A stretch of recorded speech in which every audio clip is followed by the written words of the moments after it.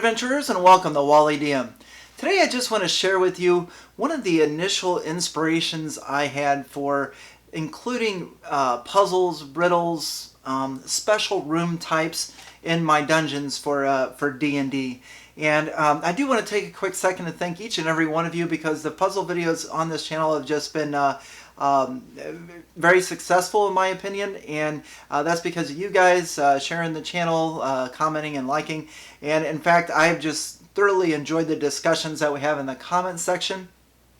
You know, I'll have an idea for a puzzle, and then to watch you you guys comment and build on it and make it your own. I mean, it's just really awesome. So thank you very much. So today I'm going to share with you this is my old red box D&D manuals, and I've had these since 1983, 1984 when they first came back. So that era, and these things were just amazing. And in these two books was a puzzle and a riddle, and the inspiration for the way that I build dungeons and why I include puzzles and special type rooms. So I'm just going to share with you two pieces, one out of the player's handbook, one out of the DM rulebook, that helped me set on a path to create these kind of rooms and dungeons. So let's take a quick look at them. So the very first one's in the player's manual. If you've never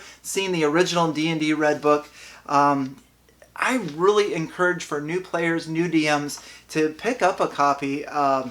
It's very basic and very explanatory, and even though with 5th edition and Pathfinder today, I can still draw inspiration from these two books. They have some really cool things in them. So today I'm going to share with you, there is actually in the very beginning of the D&D Red Book is learning how to play the Dungeons and Dragons game.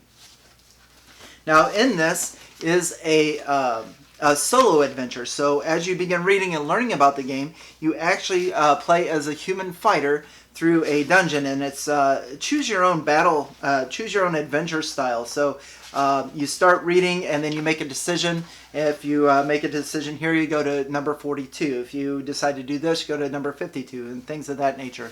So there's a room in here, and I'll kind of read it and just you can kind of see where my inspiration came from. Okay, so this is number 22 in this solo adventure. You enter the strange room to investigate. The room is empty and clean, and the only feature is the orange mouth on the far wall, about 8 feet long. The room looks like entry 22 on your map, so we've got a little map there of what we entered. You search the room, listening and looking carefully, but you find nothing. Suddenly, as you are about to leave, the lips of the giant mouth move, and in a big, booming, bass voice it says, "Surprise! You are here for double or nothing. Ready or not? Here we go. O, T, T, F, F, S, S. What's next in line? If you solve this riddle, your treasure will double. If you fail, it will disappear. What is your answer?" I'll give you a second to figure it out if you haven't already. Did you get it? Great. Let's read on. So it continues in number 22 here. If you try to leave, you find the way blocked by an invisible force. You must answer, you know, bellows the mouth. So after we think about it a little bit, we skip ahead to number 82. If you guess the answer correctly, you can double the amount of treasure you have. If not, it all disappears. So you know, you're keeping track of your own score. If you've got 50 gold pieces, if you get this right, get 100. If you don't, your gold's gone. So the answer is E. The letters stand for 1, 2, 3, 4, 5, 6, 7. So the next in the series to answer the orange mouse riddle is E for 8. So that was very inspirational for me as I began to learn the game of Dungeons and Dragons. I couldn't have been more than 10 years old at the time, but to read that and you know, this big old orange, you know, to imagine this big old orange magic mouth giving you this riddle to solve or something, you know, you're going to lose all the treasure you just acquired, was really cool. And in fact, I used that magic mouth again from time to time throughout my career as a dungeon master. So very inspirational to me, and maybe something that you could use in your game sessions. So really easy puzzle for new DMs and players alike. So Dungeon Master's Rulebook. So this is the second piece of inspiration, and again, like I said, I draw a lot back from these basic sets. They just had so much good stuff in them. But in here was actually a mini module that you can run. So again, the red set was about learning the game, and this included, for first-time Dungeon Masters, a mini module you could run. And one of these rooms, actually two of these rooms in this dungeon, just really drew to me, and it was just really cool how it works. So I'm just going to read through here and stuff, and just share with you. This is kind of a trap / puzzle, so just bear with me for just a quick second. So the players enter a 30 by 40 room with 2 empty doorways in the west wall and 1 in the east wall. The doors are missing. A large fireplace is in the south wall. The area was once a fine bedroom, but its once rich furnishings, the canopy, bed, plush chairs, tables, and rugs, are now tattered, moldy, and worthless. Somehow, the moldy bed looks very comfortable.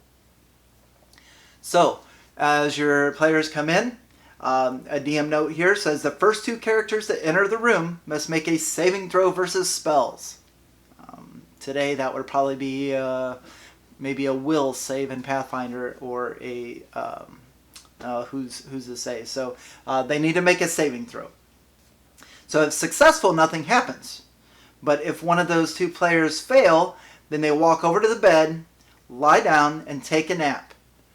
There's only 3 ways to dispel this. They can get a Dispel magic spell, which maybe one of the other players has. In this book, it says a Dispel magic spell will remove the enchantment, and it's available in town for a price. So it's pretty much saying that, this is for first level characters. The second one, a normal P placed under the mattress will cause the victim to awaken immediately, but with a sore back. So the rest of the adventure, they have a -2 on all hit rolls until a good night's rest is had. The third way is there is another bedroom here, and if the players are carried over to that room, they can be put into these other 2 beds, and that will awaken the players. So just a really unique, kind of a special type room, not really a puzzle, kind of a trap kind of a thing. Also, earlier in the dungeon, the players will find a bag of peas or a couple of peas, and they're not sure what to do with them or whatnot. This can just be placed under the mattress to wake them up if they fail to save and fall asleep on the bed. So again, just something really cool that inspired me in the beginning days of Dungeons and Dragons, and running this mini module and stuff, and having, of course I can't remember what happened when I did run it, but I can just imagine, the fighter and the thief come through, and they get tired, go and take a nap, and the rest of the party's like, how do we wake these guys up? Maybe they don't have access to Dispel magic, or the magic user is the one that fell asleep, so they're trying to figure out how to wake them up. And then as a DM, we can start giving them clues, be like, well, you did find a bag of peas earlier, and something is telling you that might have something to do with waking them up. Or, you did stumble across this other bedroom. Those beds looked a lot more comfortable than these beds. Things like that. And then also, if you notice that the DM guide, it gives you several different ways to solve it. So, a Dispel magic can solve it. They can place a P under the mattress like the fairy tale, that can solve it. Or, they can drag him to another room to solve it. And then, of course, there's option 4, whatever the players come up with. So, again, just something that I was inspired by, and it kind of set the tone for me as a Dungeon Master to include these types of rooms and these types of puzzles and riddles and traps and special type rooms in my game. So there you have it. There's 2 puzzles, riddles, special type rooms that can be found in the basic red box D&D set, and kind of set the tone for me as a Dungeon Master, and inspire me to make more rooms like this, more special type rooms, and to create puzzles for the players in my campaigns. So that's all I have for you today. What did you think of the Magic Mouth riddle and the puzzle from the original D&D Basics set? What inspired you as a dungeon master to include puzzles and riddles and special type rooms in your games? I'd love to discuss this, so make sure to comment below. Make sure to like, share, and subscribe if you want to see more content like this. And one more time, just thank you very much for your support and all of the great discussions that we've had in the puzzle videos. And I've already got quite a few more planned, so coming soon. So thanks again, and appreciate it. On to the next.